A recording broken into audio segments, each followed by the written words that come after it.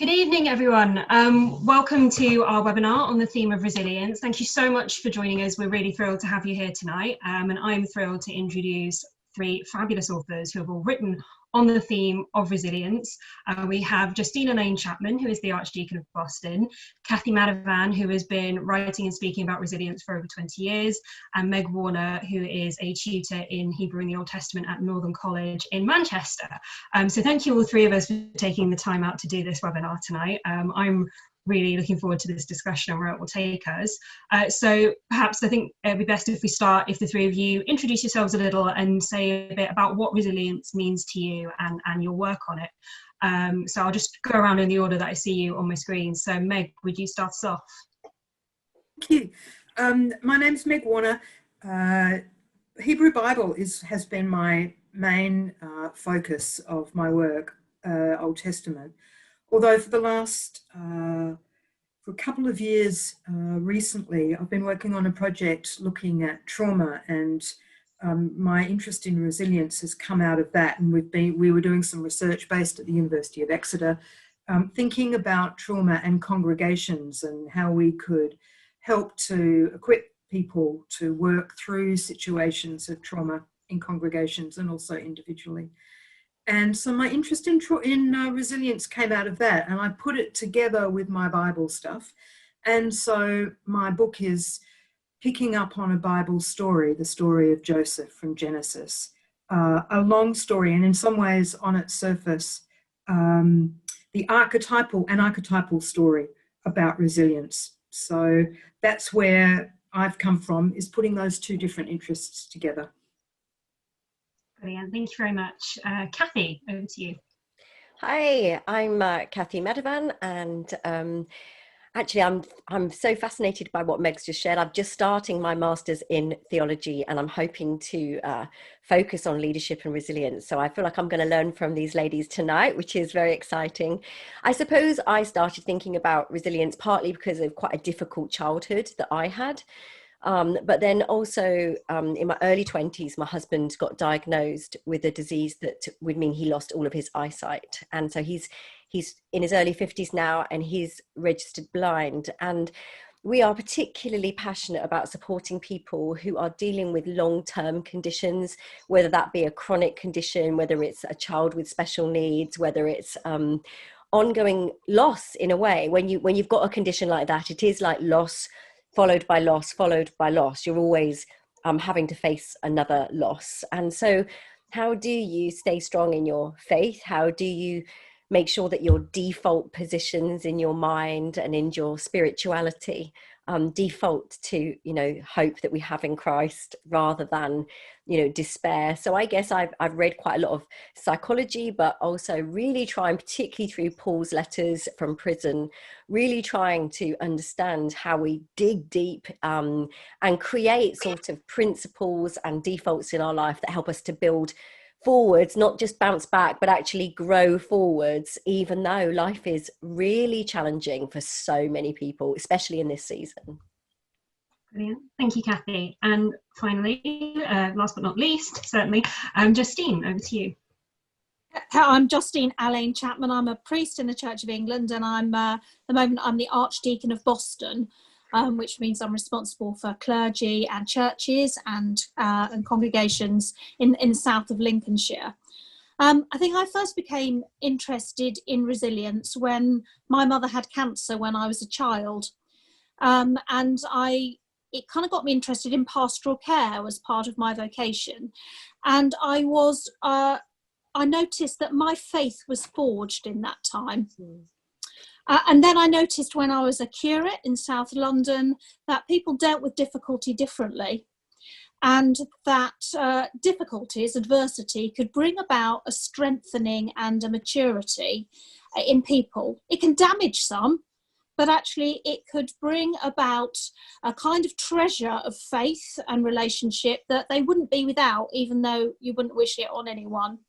And so I was really conscious of that, and really wondering whether sometimes Christians did more harm than good, and wondering how I could push people in the direction of Christians doing good. And then the healing, interest in healing, interest in maturity, just continued and grew. And I did a project in senior women clergy, women in leadership. And one of them, I just said, how do you manage with the kinds of pressures you're under? And one of them just said, you have to be resilient. And that sort of sparked me off and took me into researching the topic of resilience. And for me, the things that I really focus on are experience of desert, what being the desert's like, and in the Bible, the experience and metaphors of the desert. People talk about desert experiences. So I look at Hagar and Moses, and also Peter's experience of, denying Jesus, and then Jesus holding him, and then, his heart expanding and him kind of growing up. So resilience for me is about being strengthened in adversity. That's great, thank you. And just sort of on that, I think that is a really nice segue, the idea of being strengthened, and what Cathy and Meg both said is about moving forward and growing out of adversity. Is you, I believe, have a little bowl with you that you wanted to tell us about, which has been damaged and mended and made stronger in some ways. So would you like to tell us a little bit about that? Well, one of the things I came across when I was looking at resilience was the art of kintsugi. And if you were to look at the front cover of my book and Cathy's book, Meg's book. It's Meg's book. I'm not sure that mine is kintsugi, actually. I think mine's just broken. Yours is just broken. Okay, yeah. Well, mine's okay. The brokenness. One of the things I love about resilience is it doesn't mess about. It recognises suffering, it recognises brokenness, it recognises damage, but that's never the end of the story. And I suppose if someone said to me, what's your faith in Jesus Christ? What would be a sentence that really captures your heart? It would be, in Christ, darkness and death and brokenness, and never the end of the story. So I've got this bowl, it broke, and I thought, what am I going to do with it? Do I just have to chuck it away? And I discovered that a Japanese army commander had broken his teacups, sent them to the workshop, and the workshop sent them back, and they were shoddily done. So he sent them back again and said, I want them to be good. And when they came back, he had a row of teacups which had been mended with gold. So they were now more precious because they were mended with gold. They were all unique because they'd broken in different places. They were beautiful despite the fact that they'd been broken, but you didn't notice the breaks. You noticed the distinct beauty, and they could be used again. They were ready to be used again. And for me, that's been a real sort of symbol or metaphor of resilience. And because it's a sort of new story, it reminds me very much of Peter, who denied Jesus, and the cock crowed at the break of day, and he wept, and his life had fallen apart. And then you get Jesus holding him and saying, do you love me? And when you make these, when you put your glue and your gold, you have to hold it. You have to hold it firmly enough so that it doesn't slip out of your hands, but not, or doesn't fall apart. It just has to be the right kind of holding. And then you have to hold it and be patient for long enough. And then afterwards, you can use it again. It's ready to be used again. I thought that was really important, that suffering and difficulty, it's not just about recovery. It's not just about getting better. But you do have to give yourself some space, or give others some space to heal, and then be used again in a new way, maybe. So it's mended with gold. Is it also true, Justine, that the places where it's mended are actually stronger than the original bowl? Yeah, I think so. Yeah, some are stronger, and also some are chipped. So there's a gap. When rubbish happens to us, sometimes there is just loss, and there is some damage, like Jacob and his hip. He wrestles with the angel, and he's marked. And we are marked, aren't we? And sometimes that is something that we can no longer recover. But yeah, there's strength. Yeah, I think that you're right. It's stronger now than it was before, and that's what a resilient material is, isn't it? You know, those car bumpers, I think they're very useful. You know, that they get that they re-get their shape, but they're stronger. I mean, there is something quite powerful, isn't it, about the fact that those scars are still on show. You know, I love the fact that resurrected Jesus still had scars to show. And I think part of the problem, and I was interested what you said earlier, actually, Justine, about the things that we can say as Christians that help and don't help.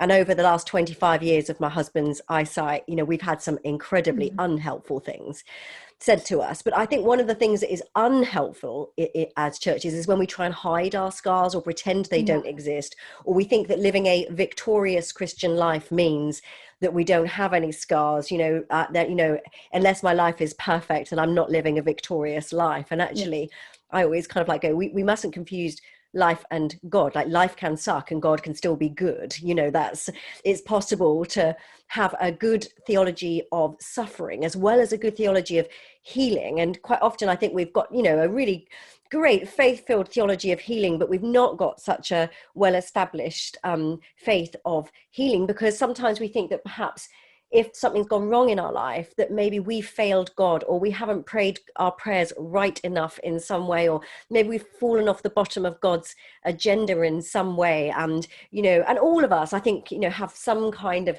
instinct in us that when something goes wrong, going, where is God in this? And it does take, I think, some maturity, which is why, you know, James talks about in trials and sufferings, in perseverance leading, so you become mature and complete, because there is something about, like you've said, that maturity coming.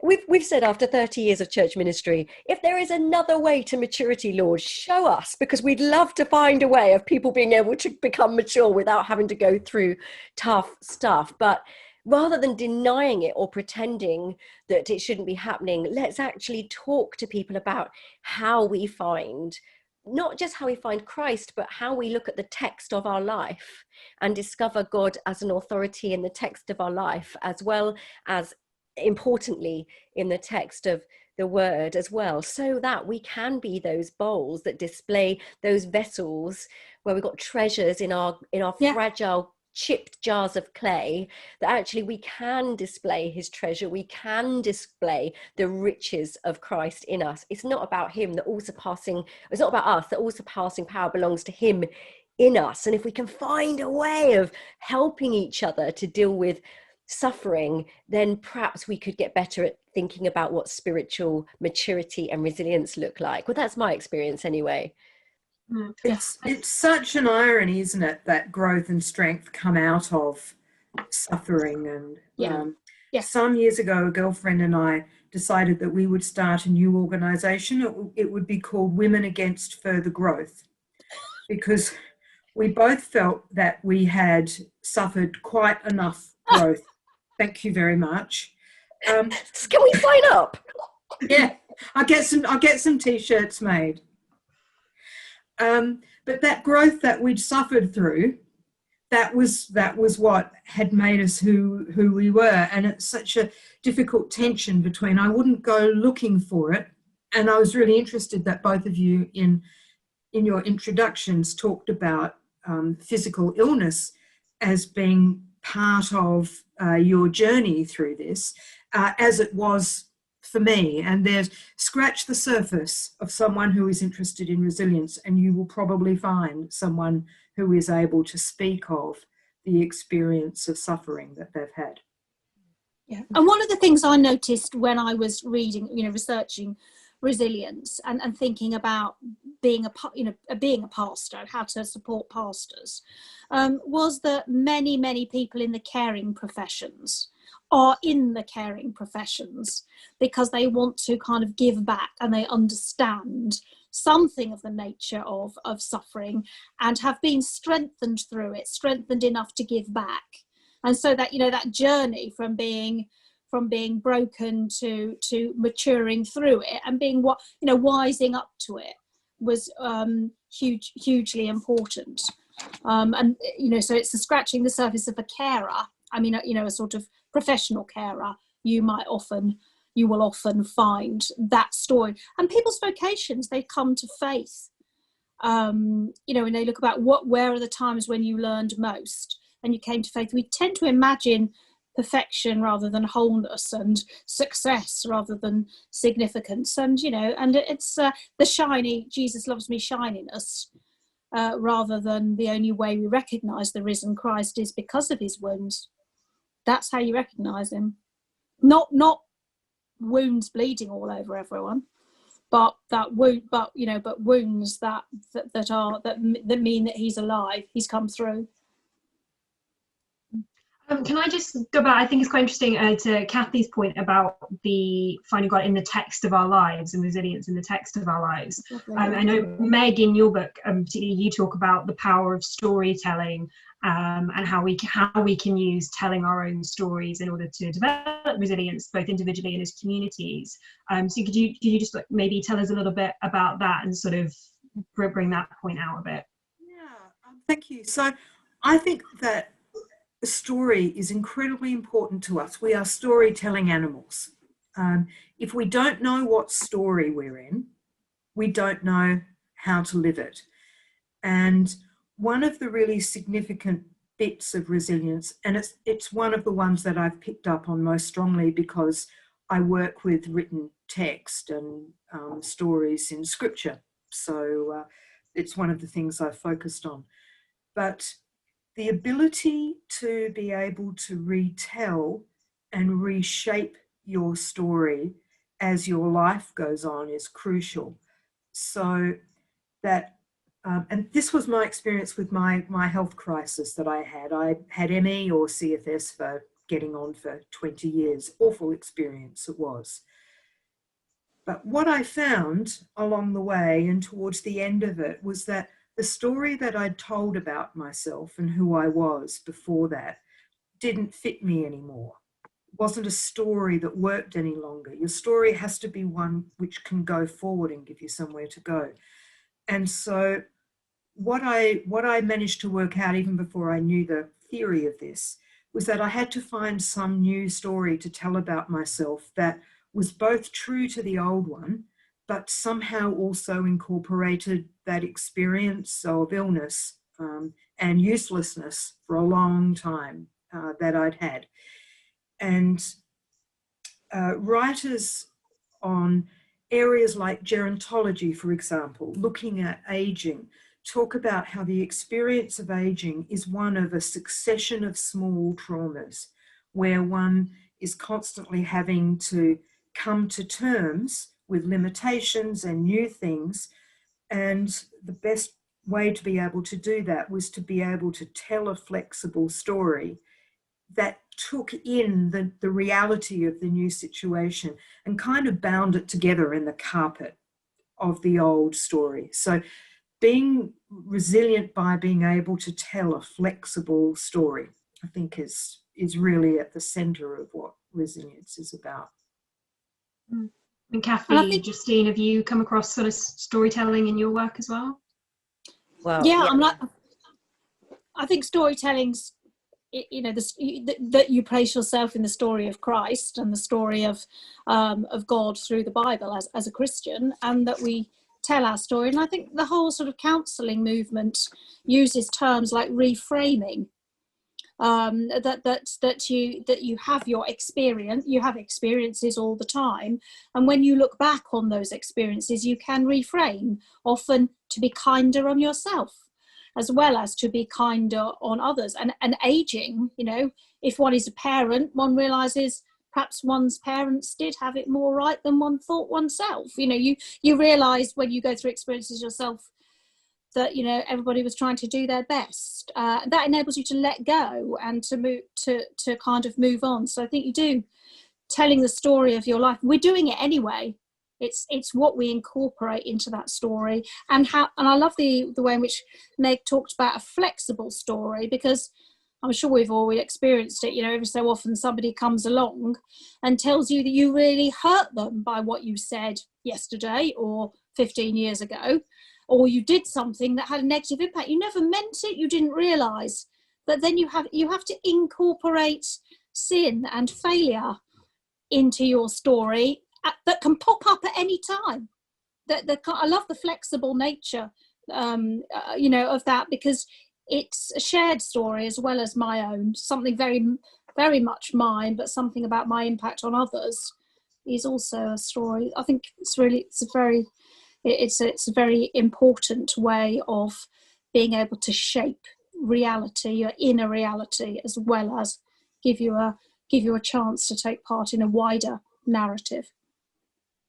I think maybe this is where the study of some of the other social sciences, and I thinking of neuroplasticity and how the fact that our brains are actually incredibly flexible, more flexible than we realize, but sometimes we have like this riverbed of mind thoughts that, because of something somebody said to us once about our fat thighs, or our bad communication skills, or our bossiness, or our inability to cope under stress, that, if we're not very careful, I mean, the Bible knew about neuroplasticity before it was a word, wasn't it, when it talked about renewing our minds. And I think there is a sense in which, that this is where our spiritual disciplines of knowing scripture and prayer and all of those wonderful things that bring us back to the things about, what do I know about myself? What do I know about the goodness of God? What do I know? And metaphor, I think that flexible mindset, I think, is so important. But I think in my book, I talk about learning to play jazz and how jazz is about learning to improvise.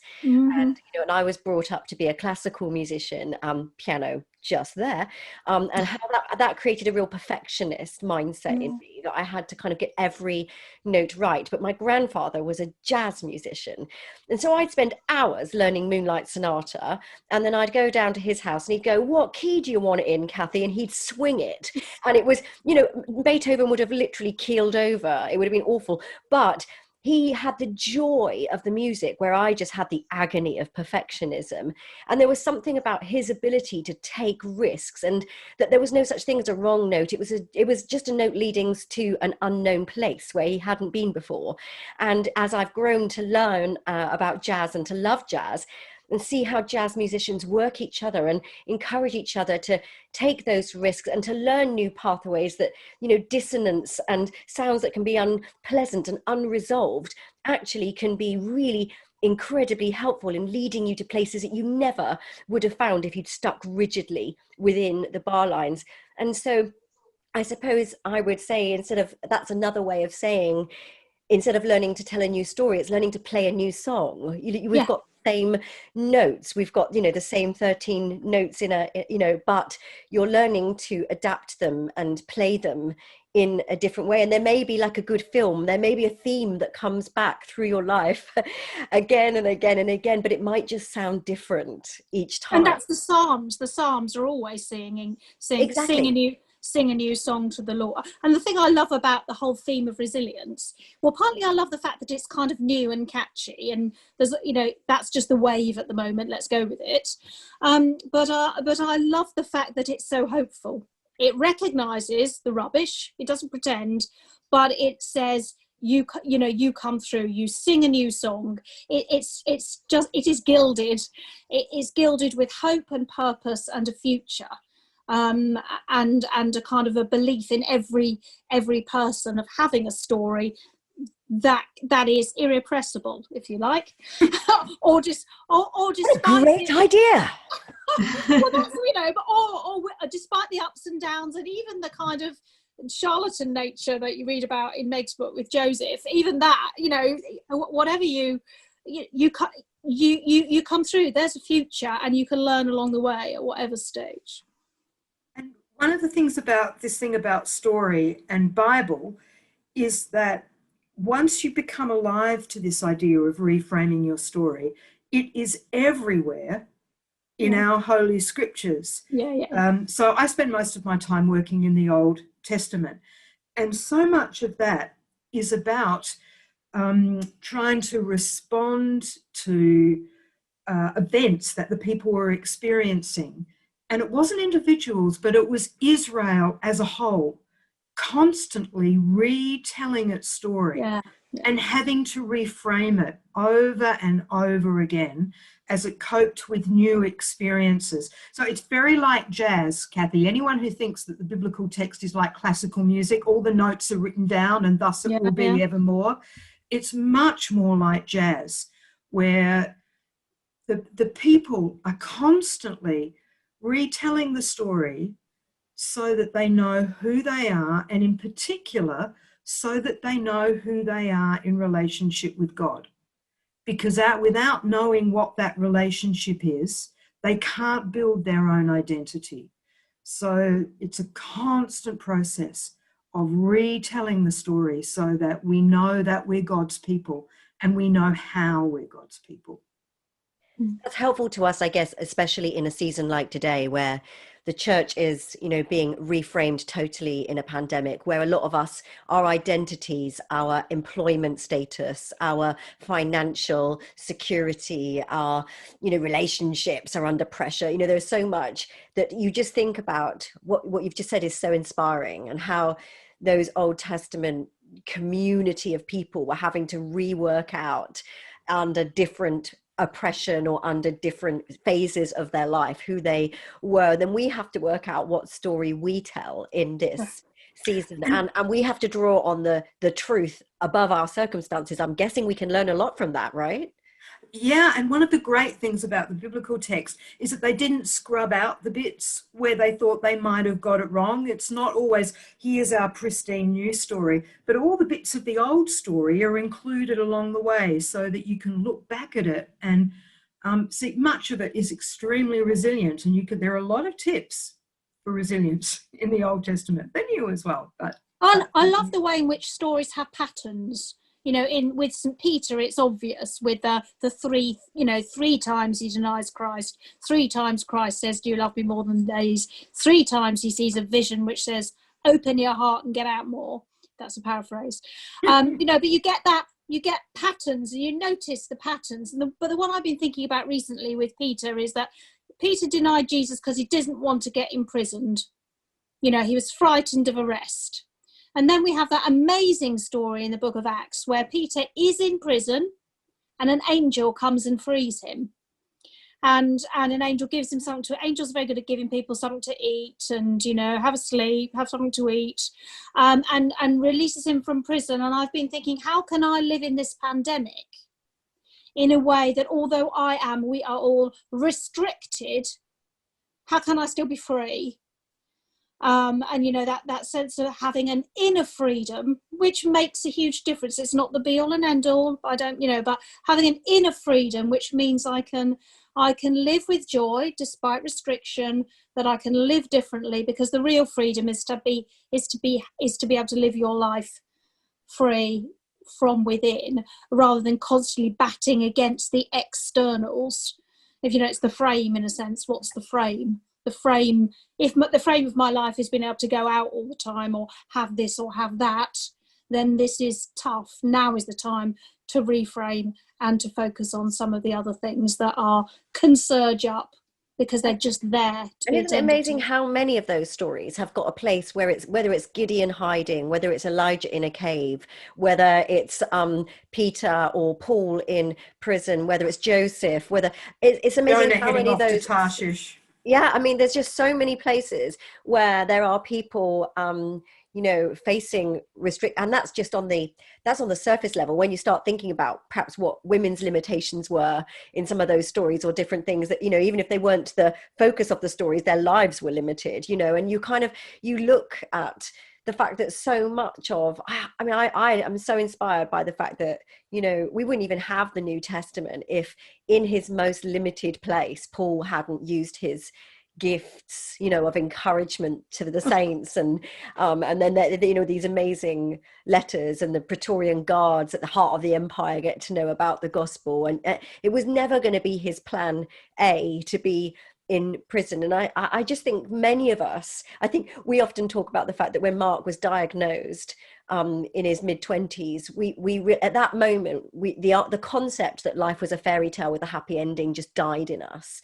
And I think actually we were quite lucky in a sense that happened quite young, because I think we've seen, certainly in church leadership, that for a lot of people, their faith and their identity struggle at that moment where the fairy tale ends, when they don't meet that partner, when the baby doesn't come, when they don't get the promotion, whatever it is. And suddenly it's like, well, if plan A doesn't come to fruition, then actually, how do I live out? You know, I think Sheryl Sandberg wrote a book called Plan B, actually, about when her husband died, and it's a great book, actually.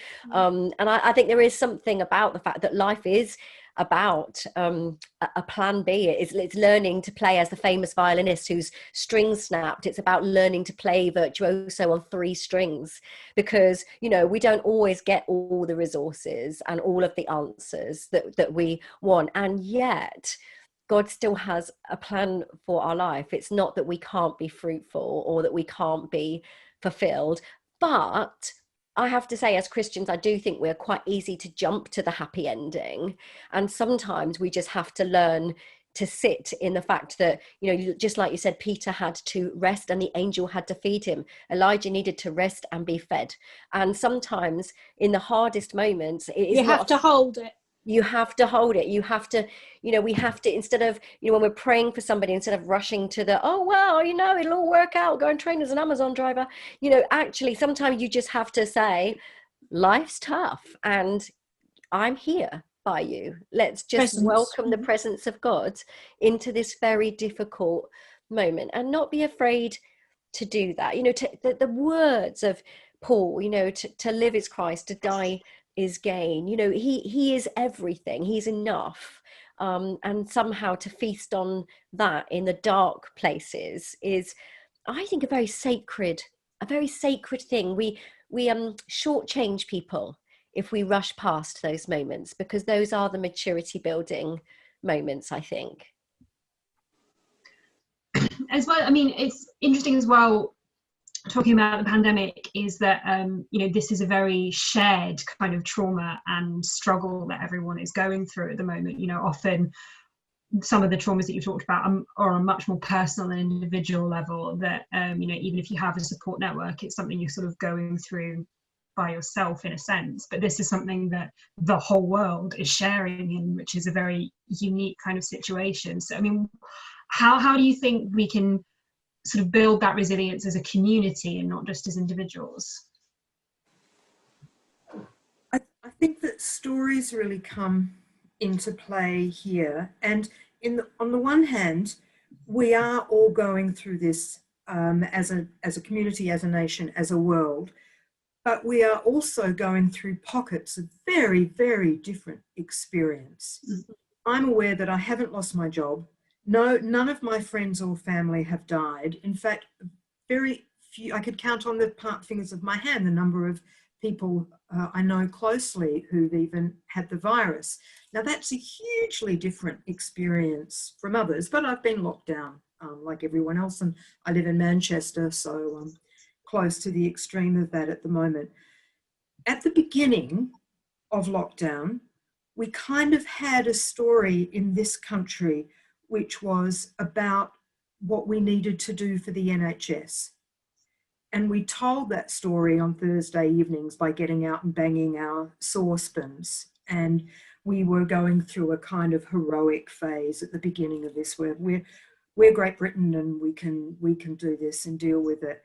I think one of our problems at the moment, and particularly with efforts to target lockdown movements to particular areas of the country, it's very difficult for us to tell a story together, because the situation that we're in is so different for people all the way around the country, and being able to specifically target areas is really important, but also to be able to have some kind of focus and common story is important. And I'm worried that we're slightly losing that at the moment. At the moment, we seem, I noticed there's a lot of blame, whether it's politicians or students, a lot of fear and a lot of uncertainty. We can't plan. You know, I look after a lot of clergy. What do they do for Christmas? Does it all have to be outside, inside? How do we?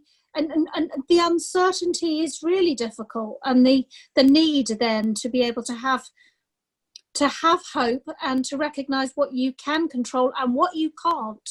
And if you can't, how do you live in a daily way of integrity? But yeah, finding the finding the stories that sustain, but I think we're still reeling from thinking it ought to have been over by now. We can all manage a short burst. We can't manage chronic of whatever sort, because I'm feeling that the autumn, well, what do we do the autumn leaves are dropping the stuff I need to let go of, the wind's coming and blowing some leaves off. There's things I need to get rid of. I need to clear some paths in my life, because I thought I wouldn't have to bother with all that. But now I do. I have to be aware of everybody's anxiety and be kinder. I have to be more patient with myself rather than thinking I can rush through. I'd learnt a little bit of that, honest, I had. But now I thought it was all over, and now I've got to go back to that boring old growing up, being mature. Because actually the difference I can make mostly is the personal one in my life, to those who I give to, speak with. That's what I am responsible for. A lot of the other stuff I have to recognise I'd like to be, maybe, but I'm not. That's tough, because that's a real humbling experience. I think one of the things that the church can do in all of that is to hear one another's stories. Yeah. I think, you're so right, Meg. We all know we have our own story, but I've been particularly moved in lockdown at how the story of the disabled community has not really been told. How do you get around a shop when you can't see the arrows on the floor, and when you have no idea how far people are away from you? How do you leave your house if you can't leave without a guide? And those stories haven't been told. We haven't talked a lot in this country about the stories of the developing world, who are, just purely suffering with malnutrition, because as they are living in a far more hand-to-mouth culture, they do not have the resilience in their bank accounts and in their economic models in order to be able to just, bounce their way through their savings at a time like this. And I think it's so important that we hear those other stories, not because, like your grandma says, there's always someone worse off than you. It's not that, but there is a sense in perspective. And I think, we are in the West very individualistic, and we are very consumeristic, actually, and our focus, like Narcissus, is often ourselves. But actually there is something about hearing the stories of others that helps to lift us. And I think that's why the applause thing was so powerful, because it kind of lifted us and it gave us empathy into other people's places. And I think this is where the church has a place, because we are the people of empathy in our communities. We are the one, our church has been out collecting prescriptions, feeding people, like churches across the land have been, and across the world have been. And I just think that's so important that we hear those other stories and actually, celebrate and think about those people who maybe are struggling with different challenges to us.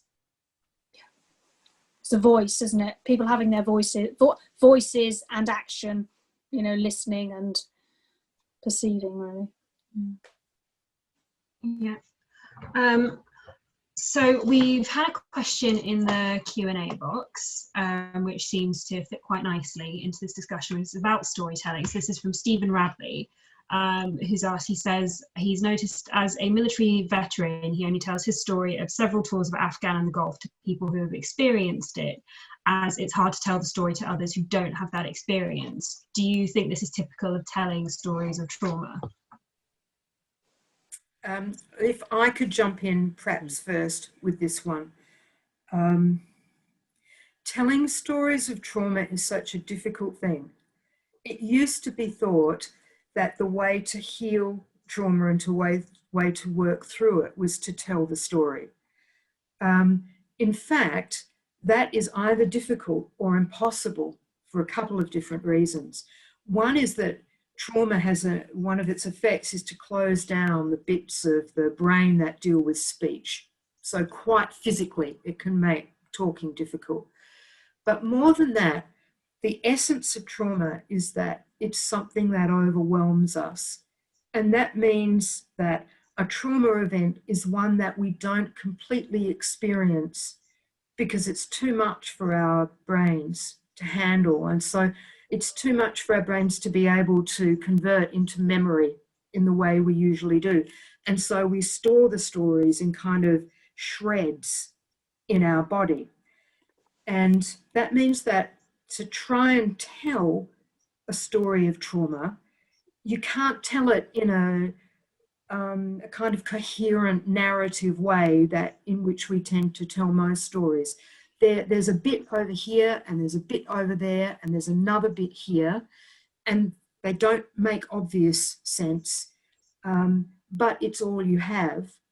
And to try and tell that kind of a story to someone who doesn't have experience of that, you're likely not to be believed quite apart, because your story doesn't work for other people's imagination. So I think that thing about having to be very selective about who you tell certain parts of your story to is absolutely right.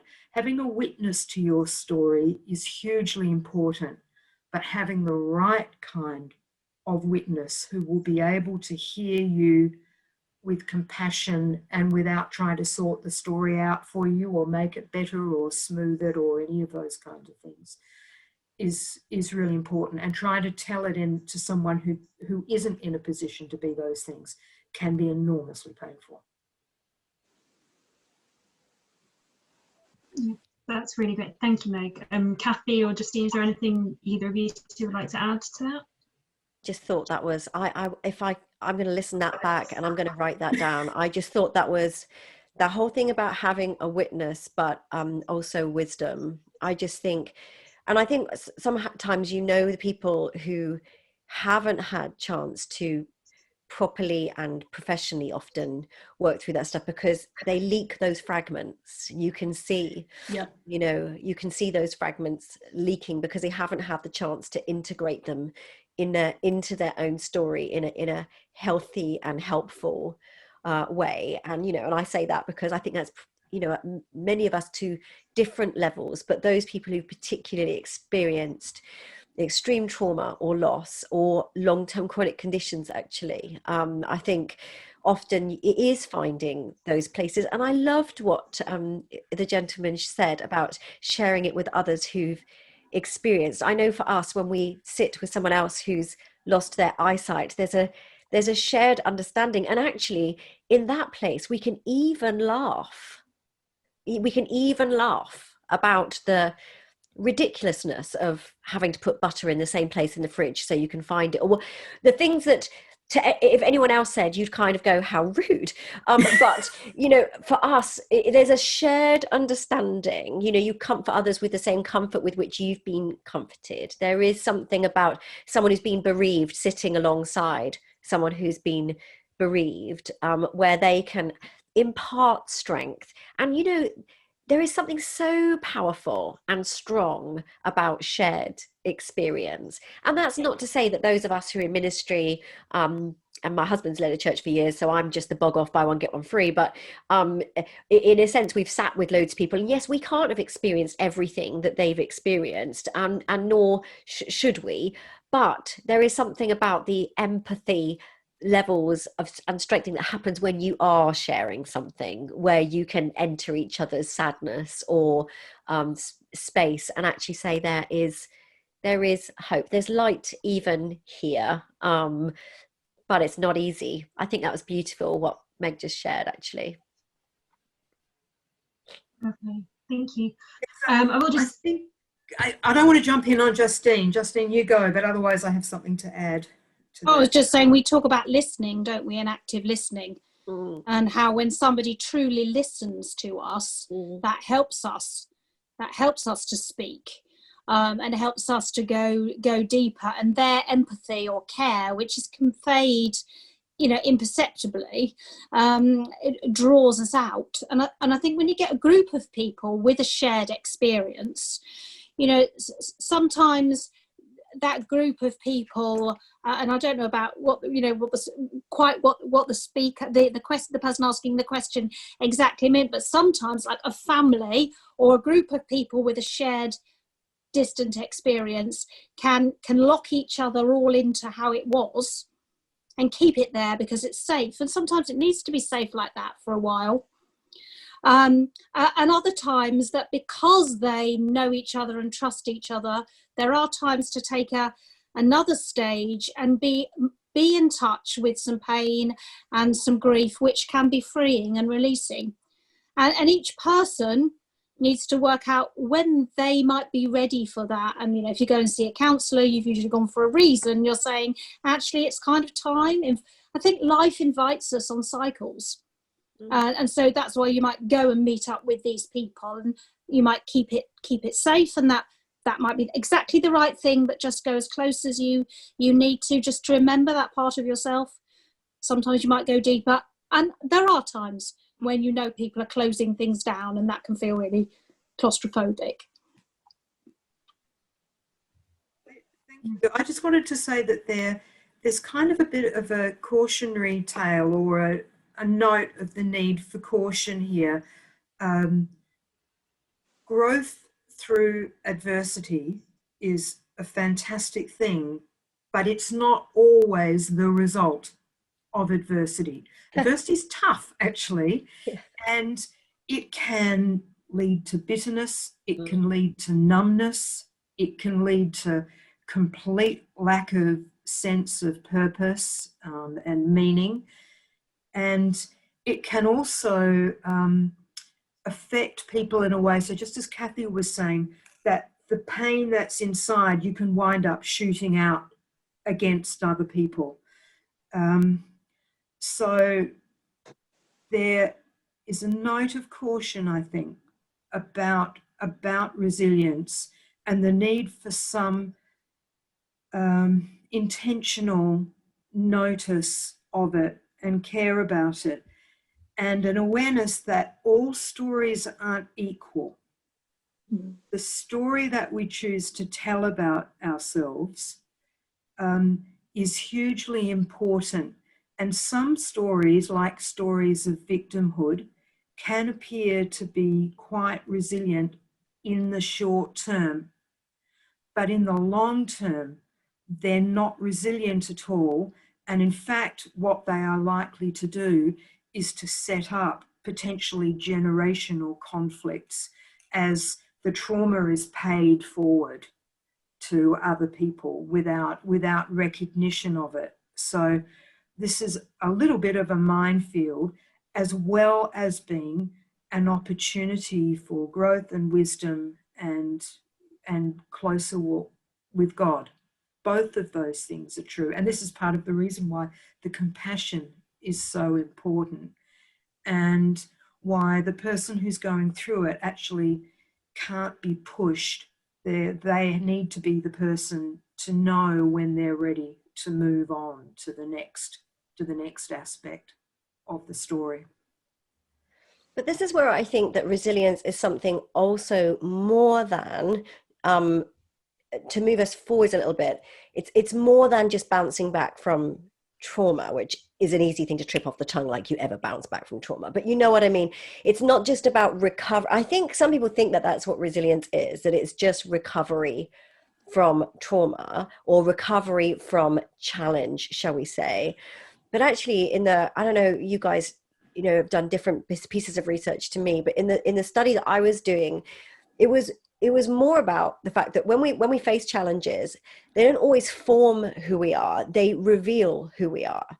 And there's a sense in which building resilience muscles, if you like, is kind of an analogy I use a little bit, is about developing those habits and those external structures and internal practices. So external structures as in strong relationships, as in, you know, a state that will give you furlough payments if you lose your job.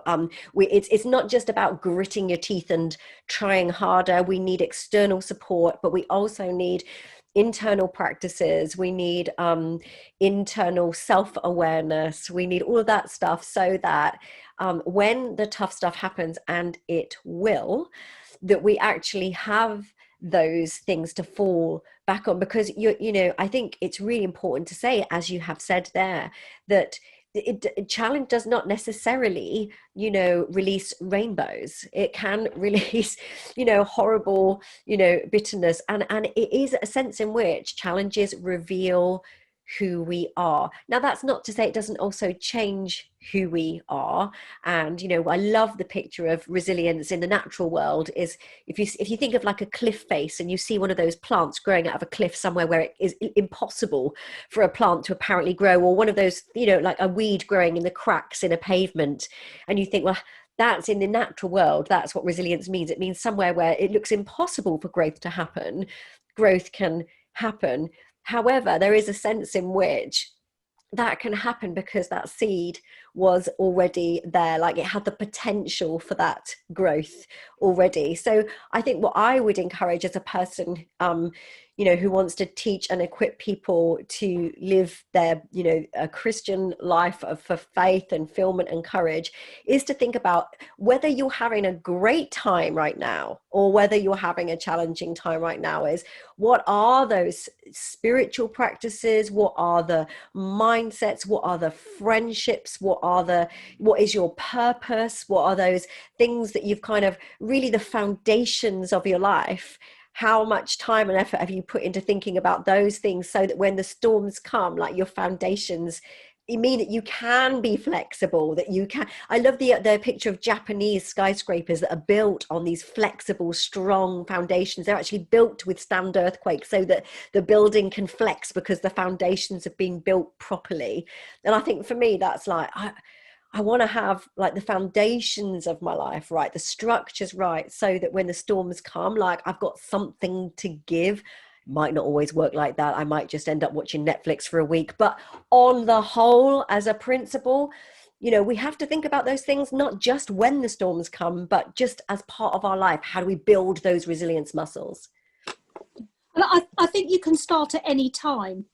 I think, for some people, the foundations of their lives were built poorly for them, and therefore they collapse early, or they might do when storms come early, and you rebuild. For other people, they've lived with pretty good foundations and not much has happened. You can be in your late 40s before you've ever suffered a personal bereavement in our day and age, which is a great thing for medical care, but it can be something of a shock. And your whole world can completely collapse. It's okay to collapse. It's okay to be bitter. Now, don't take me out of context, but to experience the full force of what that possibility is, because, something's happened and you're dealing with something, but there is time. Life invites you. It's not, no one is beyond redemption. And I think, sometimes in our churches when somebody, is not coming to church anymore because something's happened, we don't give up on them. We just, visit them in a sustained and constant but careful way to show we care, because there are times when actually you can't do whatever it was you will do in the future. You need a period of mourning. You need a period of recovery, of convalescence. We want everything to be instant. It takes time, and then we rebuild our lives. And some of those practices that you were talking about, the things that we know have helped us before, let's try those again. And, that's one of the real resilience thing. You need distraction. You need vacation. Peter goes fishing, doesn't he? What does he do in the face of having let down his friend in the crucifixion? He goes fishing. And sometimes you just need to do that, and return when it's time. We've had another question in the Q&A box, which I think does sort of partly feed in a little bit to what you were saying, Justine. This is from Gordon Oliver. He says, Justine, you've helpfully connected resilience with hopefulness. But when church leaders at denominational or district and diocesan level talk about promoting resilience and wellness among the clergy, the message can come across as oppressive, such that working ministers get the message that they will be regarded negatively if they haven't succeeded in achieving resilience. So he asked what can be done by church leaders to help ensure that the resilience script is experienced as a script full of hopefulness. That's right. The first first thing to say, I think, would be to agree with that. It's not just church leaders. People have used the word resilience now to mean robustness and invincibility, which is exactly what it isn't. Resilience says rubbish happens. How can we be strengthened through it? Recognize it. So resilience isn't, it doesn't affect me. I'm, so just to agree with Gordon Oliver there. In the Church of England, we've got this well-being thrust. We've got it everywhere, haven't we? In a clergy covenant, I think it's really difficult. If you're in resources, human resources, in the church or anywhere else, you want your workforce to be, up and running, and you're not very patient, and the church is not always very patient, congregations or church hierarchy leadership, when people don't seem to be succeeding or cutting it. I think we have to look at the story of Jesus. He wasn't always very successful. You could say he almost ended up being completely unsuccessful. And, we're reading St. Paul every day at the moment, those of us who follow the Revised Common Lectionary, St. Peter and Paul, and beset by all kinds of unsuccessful struggles all the time. We need to go back to the story of our faith, and not panic. We do panic, though. We have to, the evangelism thrust, which is so important, but combined with a fear of church decline, can actually not give a very holistic or Christian message to the story of following Jesus, which isn't an insurance policy against pain, is following Christ into dark places, into pastures of rest and quiet, into abundant life. But the kind of busy earning your own salvation isn't very Christian. So as an archdeacon, I would want to say, people do, lots of people do support those in Christian leadership, support their clergy, and recognise the ups and downs of life that clergy, Christian leaders have, or everybody has, Christians have, and we need to be kind of gentler and more supportive with one another. Great. And admit it ourselves. You have to role model it yourself, I think. You have to role model it and say, do you know what? I'm going to take my day off. Wow.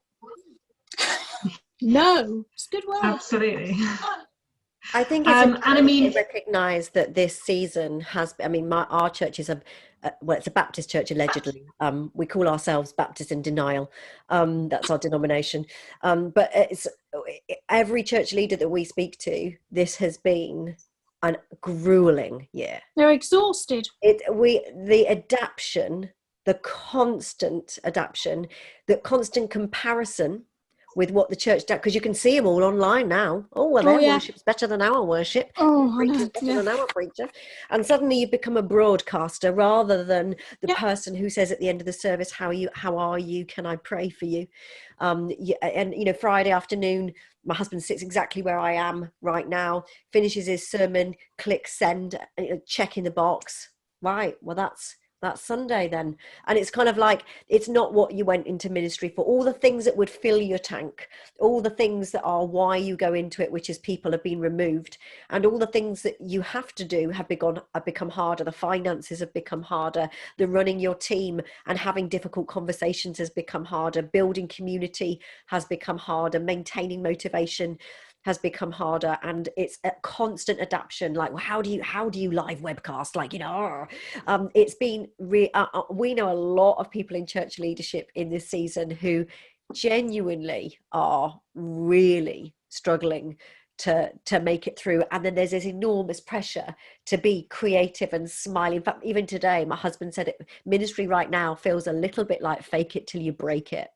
And and that is not a good place for anybody to be in. So there is this huge pressure, and I think just for people to know, speaking as someone as others are here sat in leadership, it is an isolated place. You cannot always tell everybody else how you are feeling or how others are making you feel, and I think you have to find spaces to do it. We do. I think whether we're in Christian leadership or not, one of the things I talk about in Irrepressible is building your tribe and finding those safe places with people, not who will just go there, everything you say is right, but people who will listen to you, but then actually speak wisdom and courage into you, who know the word of God well enough to be able to kind of go, well, that just sounds like Joseph right there, you know, and or whatever it is, and will help you to move on in your journey, because we all need that, whether we might be Christians in leadership, or we might have our own sphere of influence somewhere completely different, but all of us have our challenges, and we need to find those places where, because you're so right, there is a lot of confusion between being resilient and being robust, and it's not about being bulletproof, and it's not about being unbreakable. They're going back to that kintsugi jar, you know, it's not about being unbreakable. That's just a false picture of what resilience looks like. It's about knowing how to mend and how to flex and how to help each other to do that for one another as well. Just thinking about that, thinking back to some definitions of resilience, and there isn't a single one, but the one that seems to get referred to the most is that of the American Psychological Association. And I went and looked it up the other day, and I see that it's changed. It's changed quite a lot lately. They keep on changing their website about this, but they're now suggesting that there are 4 main elements towards resilience. And the first of the 4 is community. So they're suggesting, and this is matched by a lot of other work, that relationships with people is the most important element of resilience. The being able to call upon other people, to be part of a group of people, to belong. And the pandemic is just challenging that at every point. Being together physically is obviously important, and at the moment impossible. So we have to make do with technology and what we can, and then the temptation is to turn that into a circus and a performance. And here, look at me doing this. So the current pandemic is absolutely striking at the very things that we need to be doing every day to fill our tank. So yeah, it's a huge challenge at the moment. And not doing, isn't it? I mean, you know, the things that we limit, you know, we don't, how do I not just listen to the news all the time and feel, oh, you know, the discipline of life. A lot of the stuff I write about is desert. And I think the pandemic has been like, you know, when you go into a desert, you know that you're in a different territory, different rules apply. You know, it's a massive landscape, it's boundaryless. The boundaries are kind of beyond what you can see. But to survive, you need to develop a discipline of life. You need to pay attention. The desert wisdom is about paying attention to the inner self, not ruminating, you know, replacing anxious and unhelpful thoughts that go nowhere with something else, like an arrow prayer or a verse from the Bible, or a you know, like, you know, I don't know what you do when you wash your hands. You know, I try and either say the Lord's Prayer or sing something, because I can sing something in my wash basin that I can't in church. You know, but the desert territory is about recognizing day, recognizing night, recognizing what you can do, and embracing the struggle that there is. In my research, when I looked at the resilience stuff, when I did, it was healthy relationships which were really important. Healthy relationships, turning away from those that undermine you and reaching out to those that you know can offer you support, as well as paying attention to the self, good self-esteem, self-awareness, resourcing of the self, and embracing the struggle, recognizing life's changed, need to look at this differently, not pretending or denying. But also, I think none of which is robustness. You said something really important there as well about recognizing what you can do and what you can't do. And I think one of the problems with this period has been not having the freedom to make choice. Yeah. So I think uncertainty is huge. No one likes uncertainty. And most of us have never lived with this level of uncertainty before in our lives. But also the removal of choice, the removal of being able to make decisions about where I can go, where I can travel, who I can see and when, whether I can see my grandchild that's just been born or whatever it is. The removal of choice and the removal of certainty are freedoms. They are freedoms that we are used to having, many of us, most of us, not everybody, especially those with disabilities actually have learned to live with different choices. But those removals, I think, have created a low-level anxiety in us that most of us have not lived with before. And, you know, I think we just have to recognize our emotions aren't normal. All the research that's coming out about how people feel after Zoom calls, their emotions are heightened. They react to things in a more extreme way than they would have if it was face to face. You know, there's a low level stuff going on that we're not dealing with. And for Mark and I, one of the things we've talked a lot about is thinking about what you can do and what you can't do. And I think when we struggle the most is when we fixate on the things that we can no longer do. We can't, you know, he can't see in a theatre, he can't see in a cinema, he, you know, there's lots of things we can't do. And, you know, if I just started listing those things now, you know, it is really hard. But there are things we can do. And so we create choice within the sphere of what we can do. And I think that was one of the interesting things of lockdown, wasn't it? People going, oh, well, I've walked in areas where I've never walked before, and I bought a stand-up paddleboard because I'm a sad middle-aged woman having a crisis who lives next to a river. And it was like, well, I can do that. You know, I can't go on sabbatical to Australia like we were planning to, but I can paddle about like a, you know, fall off my paddleboard like a walrus on the River Hamble on the south coast. So I'll do that. And it's working out, well, what choices do I have within what I can do? And that empowers me again. It stops me feeling totally disempowered. And it makes me realize, as Paul did in prison, most of his choices removed, but this I can do, this one thing he said, but this one thing I do. And I often talk to people about that. It's one of the principles in the book is what do the next right thing. And I think about that phrase from Paul, this one thing I do, I press on. So what one thing can I do in order to be able to press on towards the goal? You know, there's 1,000 things I can't do, I would like to do that I wish were different. But what one thing, and for me on a really bad day, that's all I need is one thing. I can call that one person. Psychology would call that agency, you know, the importance of human being for agency, or, you know, in Deuteronomy, we talk about choosing life. And I think we all use Viktor Frankl, don't we? Viktor Frankl's book, he was an Auschwitz concentration camp survivor. And he very much talks about nobody can take away your right to choose. You can choose not to be treated like a brute beast in a concentration camp because your inner self tells you something different, but no one can take away, isn't it? That's so challenging. Yeah, no one can take away your choice you know, your sense of who you are, and that's the yes, isn't it? That's the yes, this one thing. And sometimes it's not even this one thing I can do, you know, in terms of act, but I am, you know, beloved of God, I am creative, I can, you know, start to expand myself outwards in love and care, even if that's the only thing I have got.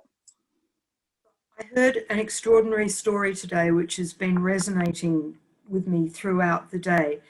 In the year's mind of the Episcopal Church at the moment, the saint who is recalled, or the person who is recalled today, is a bishop who began life as a Lithuanian Jew and became a Christian when he read the New Testament in Hebrew, and in America, and wound up being sent to China. And while he was there, he translated the Bible into Mandarin and later into another extremely complicated Chinese language. But while he was there, he suffered major significant physical impairment, so that he was left able to use only one finger. It was this one, apparently. And so he was engaged in his translation exercise, and he wrote about this, that he had been sitting in this chair where he was now sitting for 20 years. And that at first it was quite hard, but that he realized that in the middle of all of this, God was allowing him to do the job for which he was fit. So somehow, in the context of the enormous constraints upon him, he was able to see that the thing which he was called to do was the thing which he was able to do. And he sat with one finger. So that's it fits in with exactly what you were saying, but it's a story that's really sitting with me. And it's just something about finding meaning in those options which are left to you. Saying, this is the shape of what's possible for me. Within it, I find meaning and I find my sense of vocation, this God-given task. And it's worth doing for tomorrow, as well as for next week, as well as for next month, even if everything changes and we can go back to whatever we were doing before. It's always worth doing it each day. And each period of time, finding that meaning, because when you align heart and purpose, especially when you align it with others too, then that is really creative and giving and compassionate. It's part of the wonder of the book of Ecclesiastes, isn't it? That it starts off with meaningless, everything. And in a sense, that is the malaise of the human soul, isn't it? Like when it's all gone really, really tits up, to use the Cathy Madavan translation of the Bible, that, you know, actually that's when we go into the desert, is when it feels like everything's meaningless. And that's not always about our circumstances. That can just be like daily grind, you know, and it can just be all kinds of things. But actually, I love the arc of that book, you know, and, you know, I love the arc of Job's story. I love, you know, which Meg will know all a lot better than I will in its original language. But there is a sense in which meaning, I think, is a really important part of discovering growth through adversity, and bouncing not just back but forwards is a sense that, not, by the way, that I believe personally that everything in life is given to us as a nice little lesson. What is God teaching you here? If someone says something like that to me in the middle of a hard time, my tendency is to want to poke their eyes out. It's not that God always sends us stuff to teach us something, I don't believe. And that's, you know, I'll add that to the list of things that sometimes we can say to each other that are unhelpful. However, I do think there is a sense that there is always growth and meaning and self-awareness and other awareness that can develop and grow through those different times. And I'll often put at the top of my journal, what have I learned today? You know, what have I learned today? And that there is a sense in which, like we've already said, none of us would volunteer for the tough stuff, but often it is as we have to forgive after betrayal, or we have to rediscover our identity in Christ because someone has said something about us that feels unjust. It's often in response to, as a reaction, and that's another part of resilience. It's in reaction to adversity. Often it's that chemical reaction against adversity, in a sense that we kind of respond and discover something about ourselves. And also we discover something about the goodness of God and about the faithfulness of other people. We often say, you know, with Mark's eyesight, we have to ask for all kinds of help. I have to ask with help with DIY and different things. Other people get to play their part in the body of Christ because we put our hands up and say we're weak and we can't do it all and we don't have all the answers. And as we helpfully help other people, they get to stand in the gap and help us. And we discover something about the glorious body of Christ when we are willing to be vulnerable enough to say, I don't have all the resources myself. I think that's a beautiful part of displaying those scars on that kintsugi jar, because somebody else gets to be part of the redemption story. That's lovely, thank you. I did want to actually, just before I ask this question, I'm just going to say to our audience, if you do have any other questions, please do pop them in the Q&A box. I'm sorry, I should have said that right at the start of the webinar, but so eager to get into everything. But yes, if you do have any other questions, please do put them in, and we'll try and get through as many as possible in the next sort of 15 minutes before we wind up. But just what you were saying there, Cathy, about sometimes what people say to each other can be unhelpful. And it's sort of similar. I just wonder if there's a similar thing, you know, we sort of talked about the idea that resilience is sometimes mistaken for robustness, and that idea of, you know, not being unbreakable. If there's a similar kind of mistakenness sometimes, or sort of conflation of hope with optimism, and you know, it's the idea that sometimes people are, you know, trying to be cheery and look on the bright side, finding a silver lining is what they think is being hopeful, but actually it's a very different thing, and there's a different sort of very fine, you know, there's a fine line, but there is a line between being sort of cheerful and optimistic and being hopeful. I just wondered if maybe the three of you could give me your thoughts on that. I'll say two little things. One is timing, and one is deeply listening to other people's lead in the story that they're telling.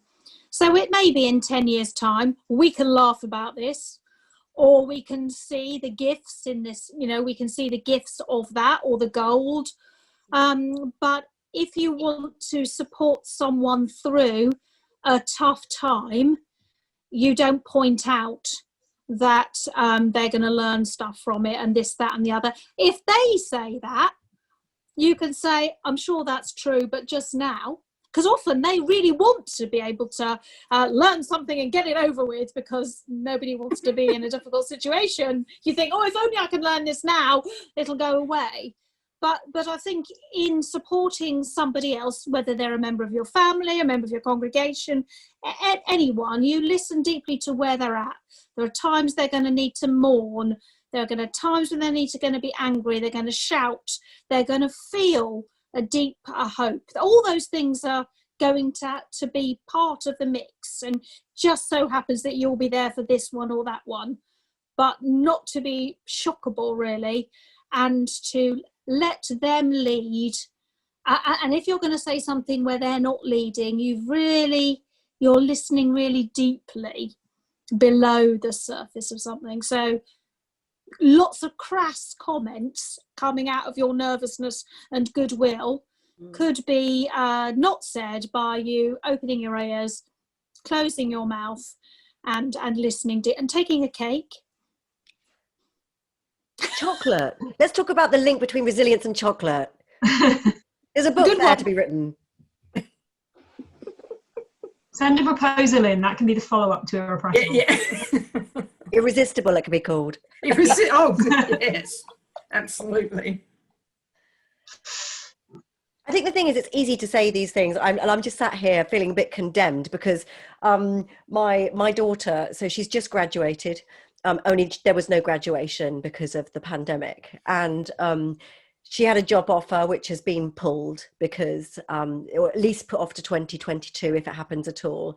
So she thought, well, maybe I'll travel, but all of those travel things haven't happened, and it's been incredibly difficult for her. Every which way she's turned, all of the milestones, all of the rites of passages, all of the possibilities, all of the hopes, you know. And you know, as a mum, it's so easy for me to just jump to the, oh, come on, like, for goodness sakes, just, you know, it's not a hotel, get yourself a part-time job, you know. And it's so easy to know the right thing and to kind of sit on a seminar here and talk about the right thing. It's much harder sometimes, especially with those I think we're closest to actually, you know, really put what you've just said, Justine, into practice, of that really active listening and kind of understanding that you can't fast forward sometimes these things. And that's the thing as well in grief. Like, everybody's grief cycle is different. Everyone responds in different ways, in loss and frustration and uncertainty. Some people immediately move into action. Other people actually their anger bit or their like lack of acceptance period is longer, and there's no blueprint, is there, to dealing with this stuff, but neither is there a blueprint for how we are spiritually. We're all unique, and I think God deals with us very uniquely. So what will help one person, you know, read 10 chapters of such and such, someone else it would be music or a walk in the countryside. And so we need to know how we best respond to God, where we meet with him, and how we respond to other people, because actually we are all very, very unique, and we're responding to these very unique circumstances, to use that horrible word unprecedented that's become like number one word, but we're all reacting differently. So we have to be honest, I think, about our own reactions as much as we can with each other. Right. We just had a comment from Cathy Collins saying that as a hospital chaplain, I regularly took chocolate to staff on the wards because chocolate has a deep spiritual value. So I think definitely a book on the spirituality of chocolate should be Well, forthcoming. remember, Easter eggs come out of all that, don't they? Yeah. The Christians were the first people to make the chocolate drink into solid form, to so that everyone could have it, and then put it in you can tell my family worked for Cadbury's, so that's why I know that. And they had good healthcare and pensions and fruit trees in the gardens in Bourneville, all that kind of thing. So that's Perhaps the three of us had better write a book about chocolate. I could certainly contribute to that, and I'm very happy to be part of the field research as well. Absolutely. Yeah. Love it. Yeah, that sounds. I mean, I would very much be up for reading a book all about the spirituality of chocolate. Looks like we still have someone writing a question in the chat box at the moment, but it's just sent it too soon. So we'll just wait give for it a a couple moment. minutes. Give it a minute for that to come through. And there we go. And there's one in the. Yeah, we've had a military, Stephen Radley saying, as a military chaplain, I gave out chocolate on a station wellbeing day. Mine was the most popular store. I think we're discovering that there is definitely a market for this book. So I think the three of you should talk. Okay, so a question in the chat box from Alison is, how do we get to a place of acceptance? By not looking for it, I think. It's the same answer when people get hung up on forgiving somebody. I think journeying to follow Christ, journeying to live a life of loving your neighbour, of saying your prayers, and being kind of less focused on the goal of acceptance or the goal of forgiving, and you find yourself in a place where you've moved. That would be, when we're uptight about wanting to get to a place, I think it's quite, it blocks us. I'm sorry, I'm expressing that really badly. Acceptance comes when you're not looking, because you've got other things to focus on, because other things you're being called to do and called to live, I think. And sometimes I think you have to accept that you can't accept, that it still hurts. But you don't have to be driven by it. It's like a scar that's healed. You can know that whenever anybody mentions that person, you feel a pain or a sharp pain. You don't have to be driven by it after a while. You can make a choice. And sometimes you feel that sharp pain, and when you say your prayers that night, you just feel and dwell in that pain for a little bit, and then seek to let go of it, and it changes. But sometimes you can't come to terms with, except it's a thorn in your flesh, as St. Paul might have said. Well, he did say. Whether it was about that, we don't know. Thank you. Cathy or Meg, is there anything you'd like to add or say on that topic? Can you still see or hear me?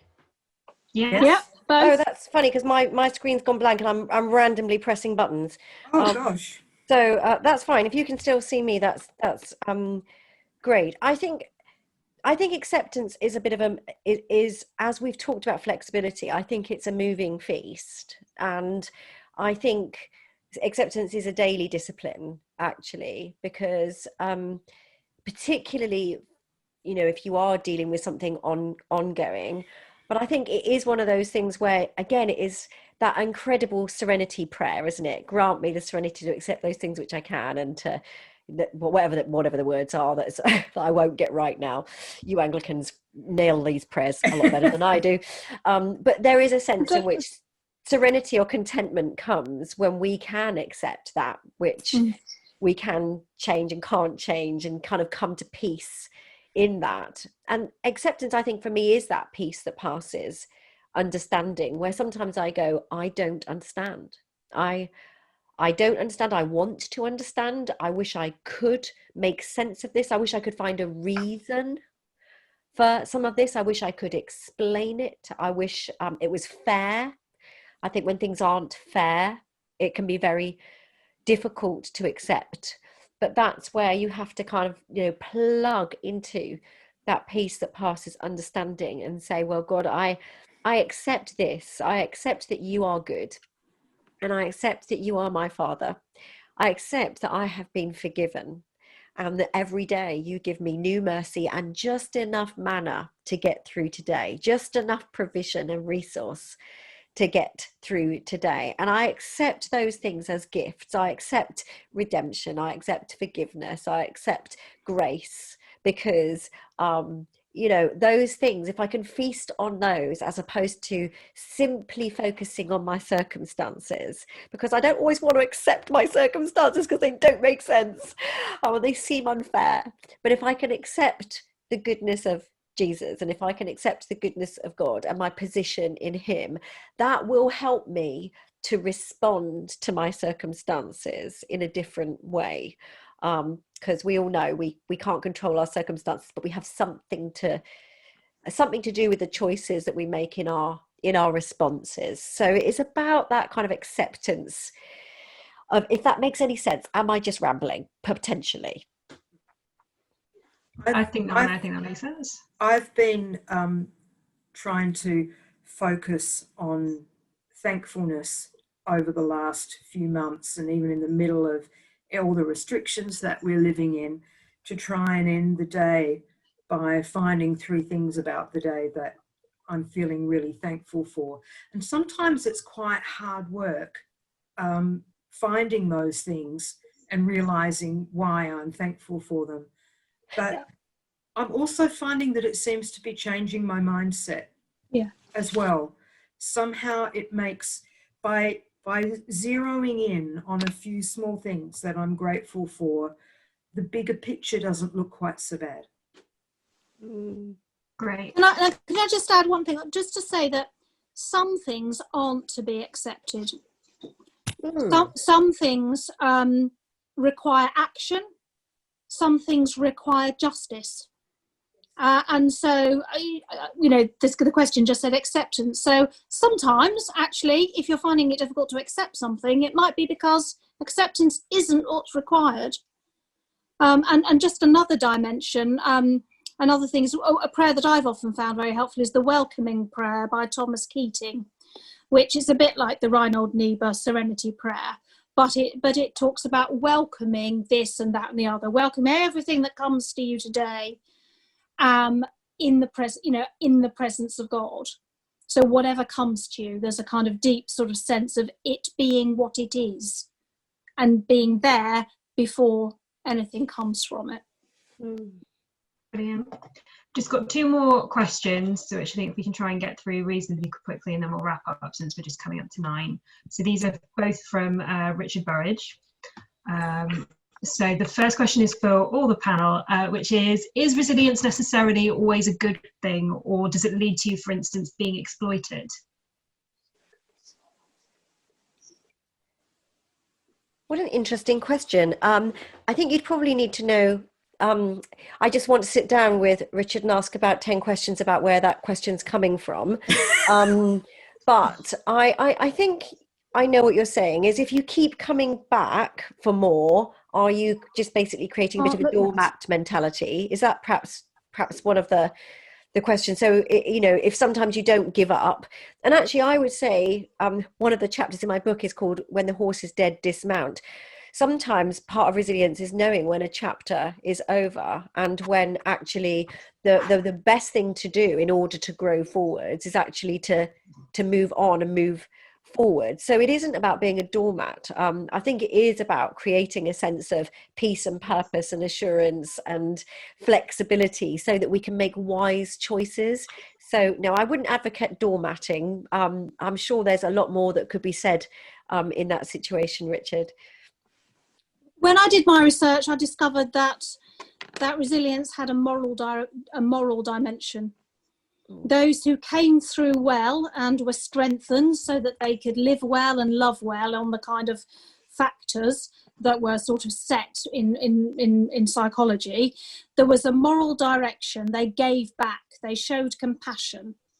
And I think that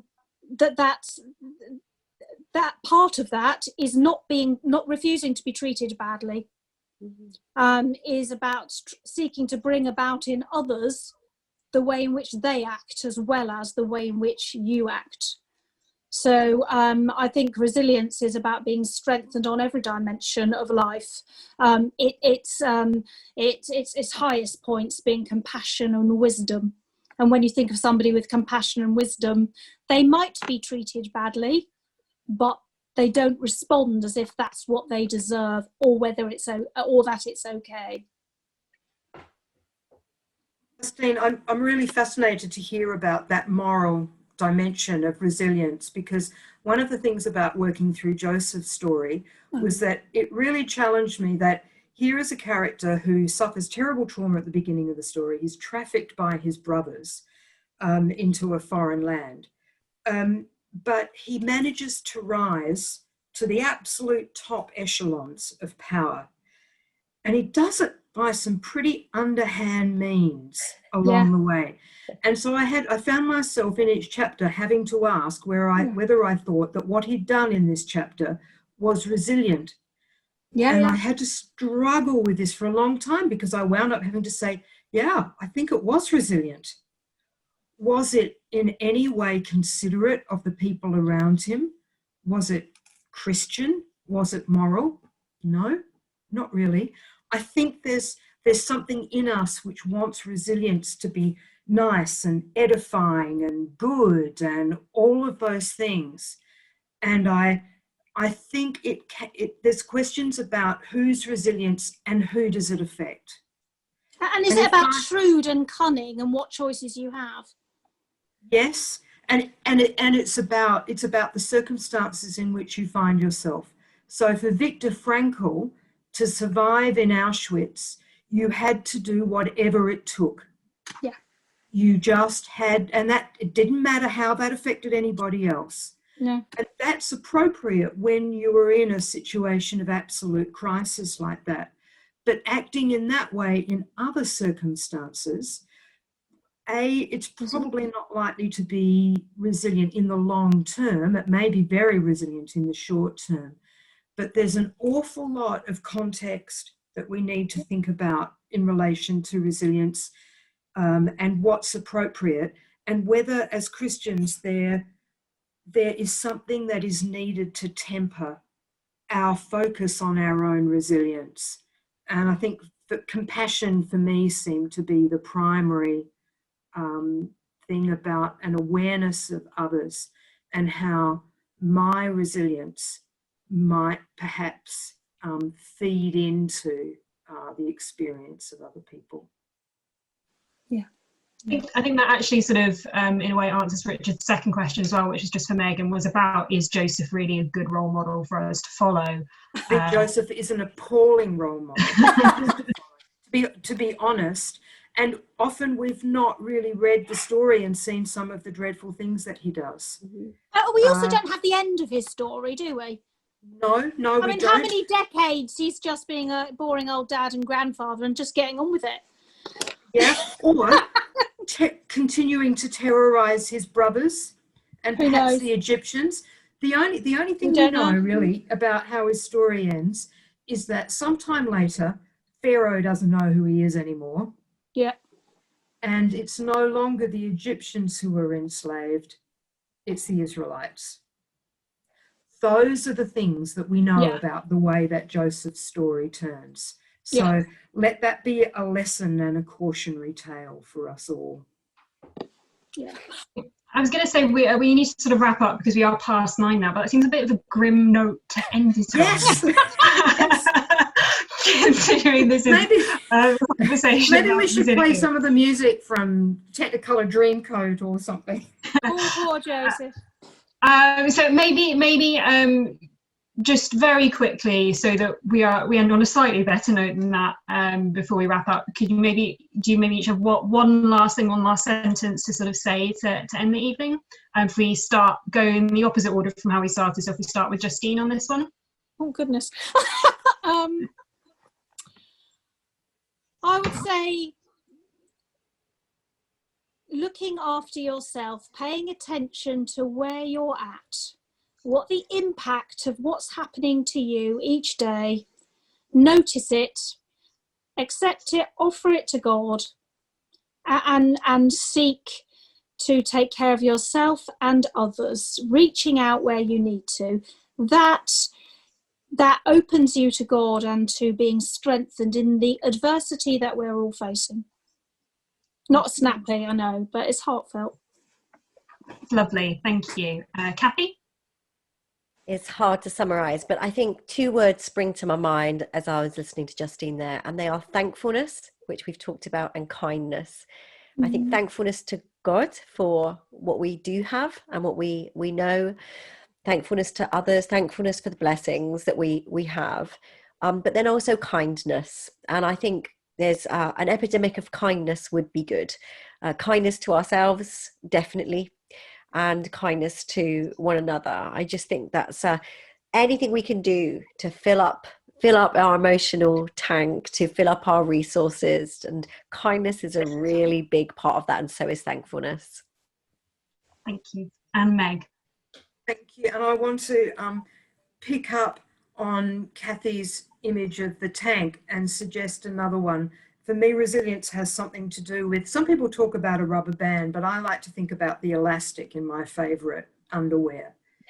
If I put a lot of pressure on it all the time, it won't be there to do the job when things get really tough or really big around my waist.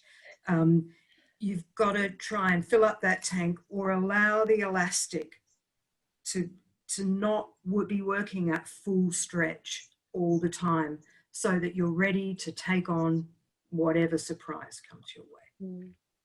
Brilliant, thank you. And Cathy Collins has an excellent suggestion for ending, which is pass the chocolate.